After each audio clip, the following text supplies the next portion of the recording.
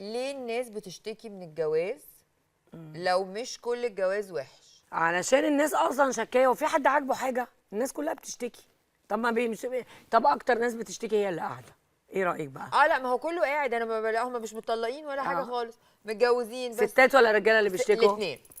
الستات عامه لما بتشتكي معظمهم الشكوى رقوه. حسن. هي بتشتكي علشان يعني فاهمه.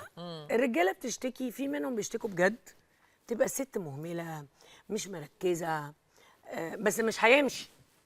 لا ما بيمشوش. هو وبيحبوا بعض. لا هو هيشتكي وبيحبها. هي اتس لاف هيت ريليشن شيب. بالظبط. ما هو برضو العشره والالتحام قوي دوت في كل حاجه، قايمين مع بعض ونايمين مع بعض، لازم الست تديله سبيس برضو شويه، يعني يمشي شويه بره البيت، ما تسالش على فكره. هي لو هو بيخنقها وبيسال وبيعمل وبيسوي، هي هتلاقيها بتشتكي.